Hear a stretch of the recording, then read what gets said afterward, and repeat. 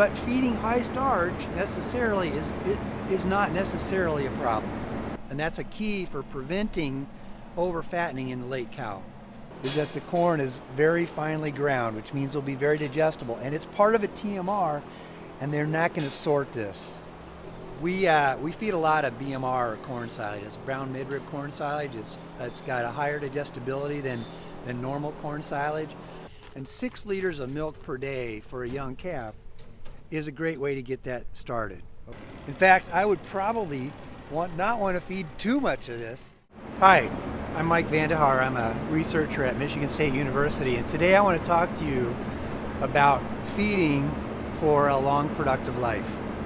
I do research with cows. Here's our Michigan State University cows. We do a lot of research on feed efficiency.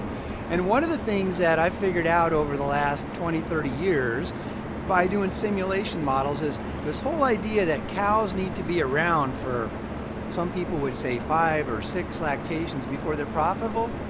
Well, the data don't really support that, because if you look at it, we're not just raising animals to make milk. We're raising animals to make beef too. And if you can market an animal at the end of 3 lactations, let's say, and she's a healthy, good animal to eat, well, we're doing a good job. We have animals that could live longer, and that's always a good goal. I would like cows to be able to live for 6, 7, 8 lactations, but that doesn't mean that's the optimal time to cull a cow and have her go for beef. I want to cull her when she's still an animal I would like to eat myself. Okay?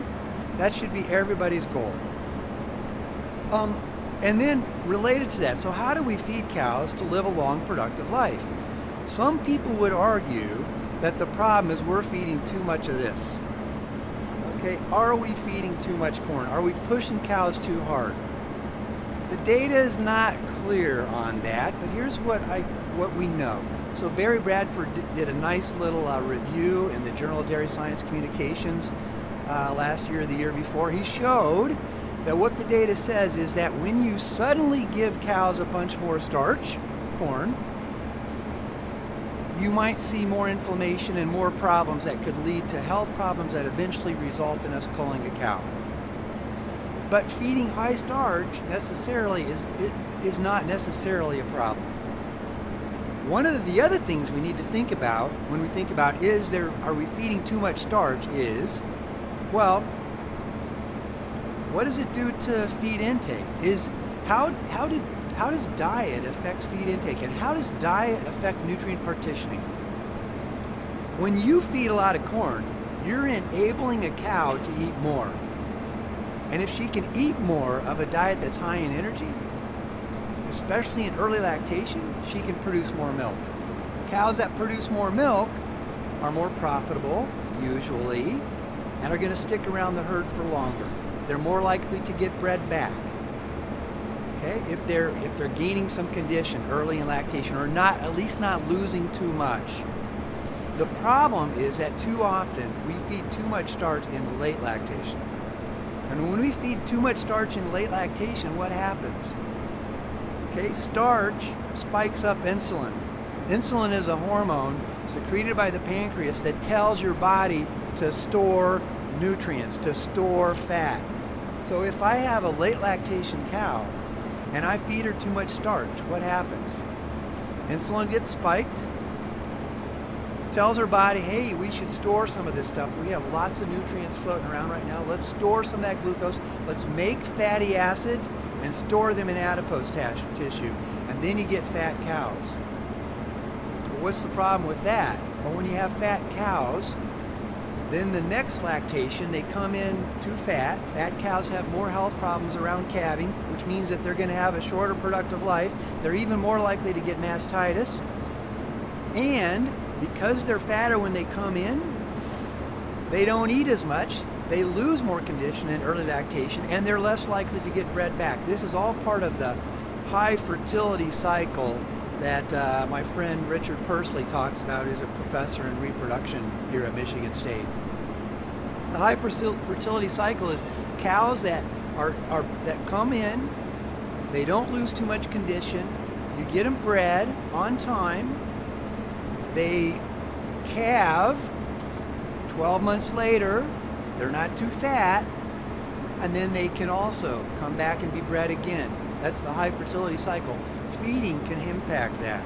Okay, it's not just efficient reproduction or efficient fertility, good fertility, it's feeding to keep cows from getting too fat in late lactation. So what is that? How do you do that? Okay, well, one thing, instead of feeding starch, we can feed more digestible fiber, things like soy hulls or corn gluten feed or any byproduct feed that's high in fiber and low in starch, and the fiber is very digestible. When you feed that feed, what happens is insulin doesn't bump up like it does with starch. Insulin doesn't bump up, but you still have the nutrients coming in. Those nutrients get partitioned to milk instead of to body fat. So you can maintain good production in the cow without promoting extra body fat gain. This is key for profitability, but you can only do it if you have two diets that are post-fresh on your farm. Or maybe you have a way to do this with a robotic feeding system. Or maybe you're feeding in a robotic parlor system and you have a grain mix coming in. I would love for you to be able to have 2 grain mixes coming into your parlor, and then you could use a higher fiber concentrate for the later lactation cows, a higher starch, higher protein, higher rumen bypass protein supplement for the early lactation cows. So the key is think strategically about how much starch to feed your cows throughout lactation. Follow the rules that NASM and others have put out for things like minerals and vitamins and feeding pre-fetch diets that help prevent hypocalcemia. Follow all those rules, but think strategically about feeding starch.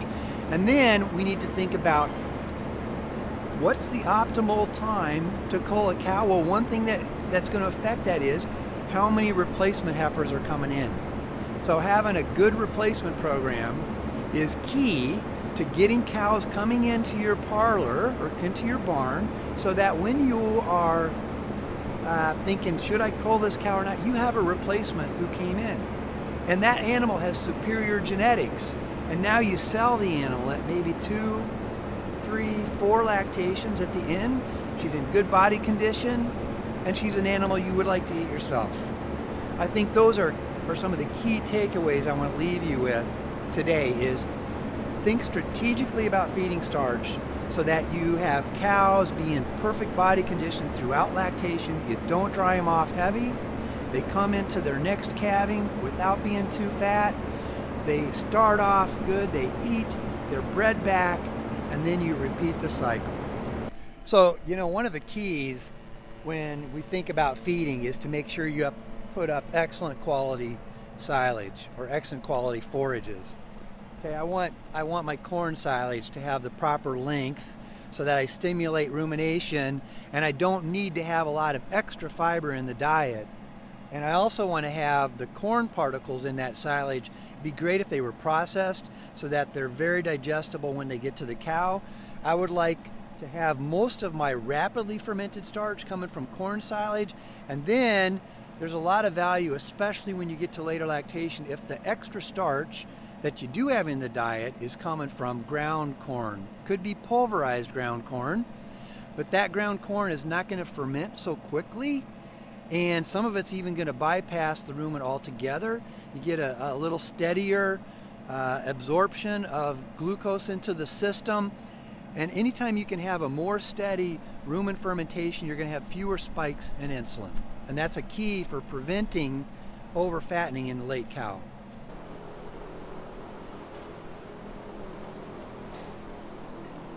So this looks like a 2-year-old group, and I'm just looking at their feed.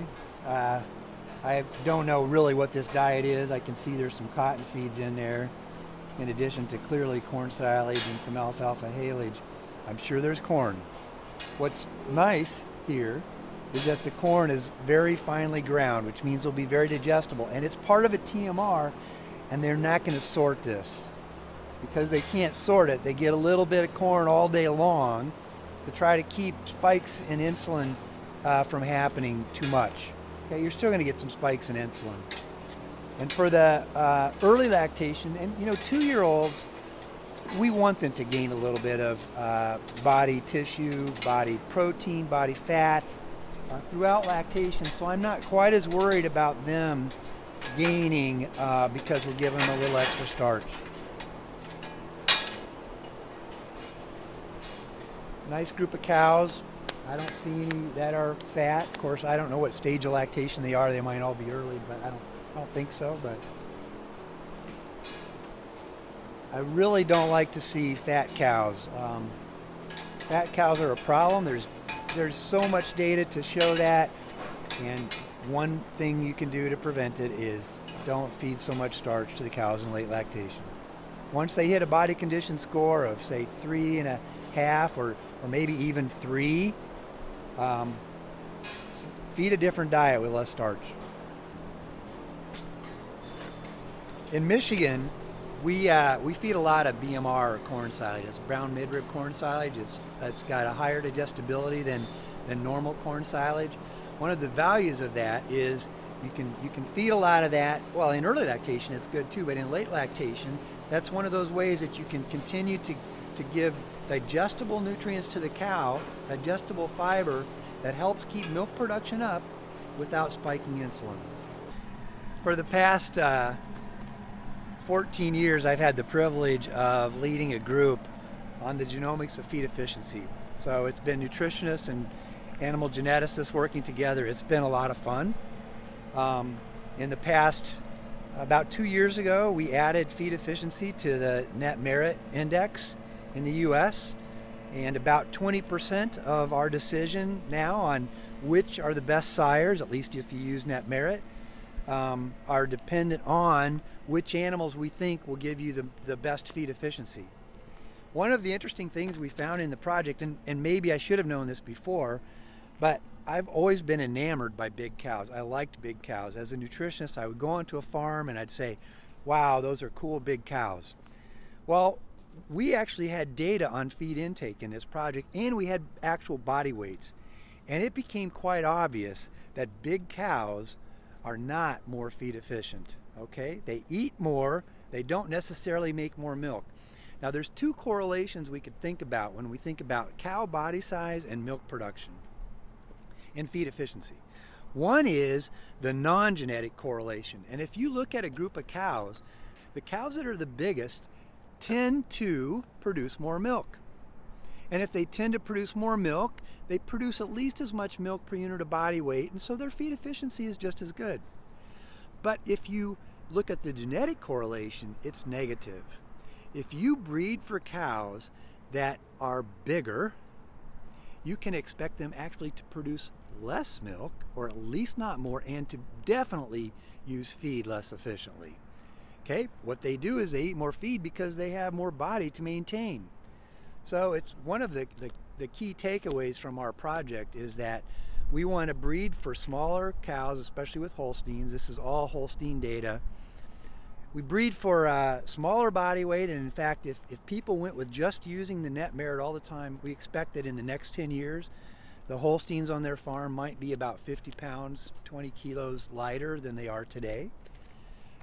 Milk production, because modern genetics are, we know when an animal's born, we can genotype them, and we have a pretty good idea how much milk they might produce as a cow. We know how big they'll probably be. We even have a good idea about a lot of things, health, fertility, etc. We have an idea about all of that stuff using genomics. And so we can select the best genotypes at an early age, and because of modern breeding technologies, the generation interval for Holsteins especially has gone way down. So we're going to make genetic progress really fast. Why does this matter for productive life? Because we can also predict which cows will have the longest productive life.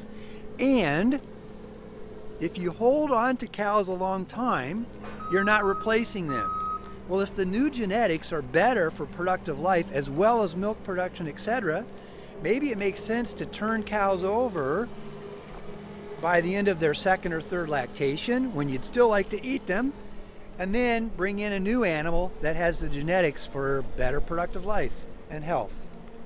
Some of the other stuff we've done in the last,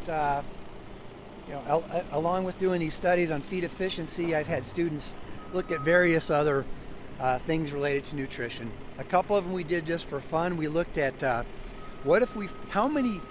high of a diet could we feed in byproducts? So could we feed a diet with almost none of the regular feeds we feed to dairy cows here in the Midwest U.S.? In the Midwestern U.S., we typically feed diets high in corn silage and alfalfa haylage and corn grain and soybean meal, maybe a few byproducts, but not that much. But you get to California or Florida, they feed a lot higher byproduct diets. We fed a diet that was only 25% corn silage, and the rest was all wheat, hay, chopped, bakery waste, maybe 10%. That's high in starch and sugar. But then we had things like corn gluten feed and soy hulls and beet pulp. So most of our diet was actually things that humans would never want to eat. And by feeding dairy cows a diet that was mostly this stuff, byproduct feeds, you can get twice as much food for people from the cows as the human consumable food you put into the cows. Okay, so in an era where people are all worried about methane production from dairy cows, I think it's an important message to tell is that, dairy cows produce methane, and it's going to be difficult for us to ever get down to net zero. However, dairy cows also enable us to make more food for people to eat than we could get if we didn't have a dairy industry. And the food certainly tastes better than eating corn and soy all the time. So one key to a profitable farm is your replacement program. Because if you have a good replacement program, you have a lot of animals coming in available to replace an older cow. And it all starts with calves. Okay, and there are a whole lot of practices that are out there for how to take care of a calf when it's born, make sure it gets colostrum right away. One of the keys is making sure that we give dairy calves enough milk. For too long, people often settled for 4 liters of milk per day. Well, for a typical Holstein calf, that's just not enough. We would love to get good growth rate, and 6 liters of milk per day for a young calf is a great way to get that started. Okay, so when you feed 6 liters, you can expect better gains. And if you have better gains in the milk feeding period, the data all shows that you're probably going to have higher production as a cow. We've toyed around with some other ways to think about how to feed diets to calves that are more profitable. One of them is we added omega-3 fatty acids to colostrum. Looks like that maybe improved immune system a little bit. Is it worth doing? I don't know.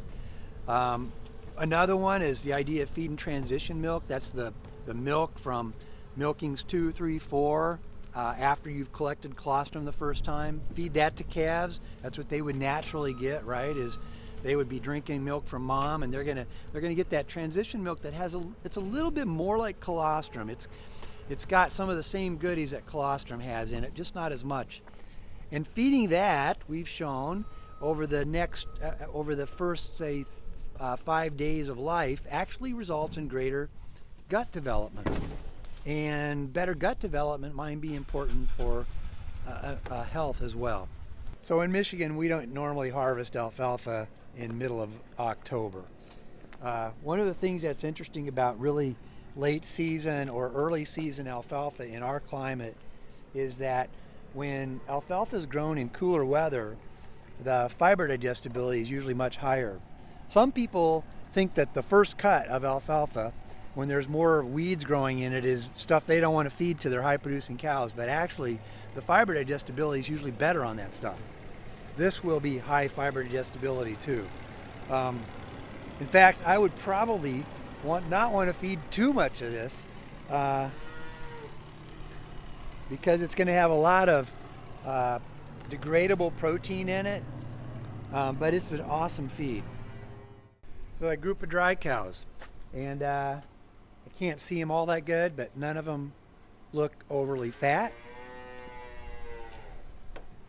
And they're getting a diet that has a lot of fiber. Okay, so they're making sure that these guys are not going to gain too much condition or maybe no condition during the dry period, which is a key to making sure that they come into the milking herd healthy and with minimal of the postpartum diseases we sometimes see with fatter cows.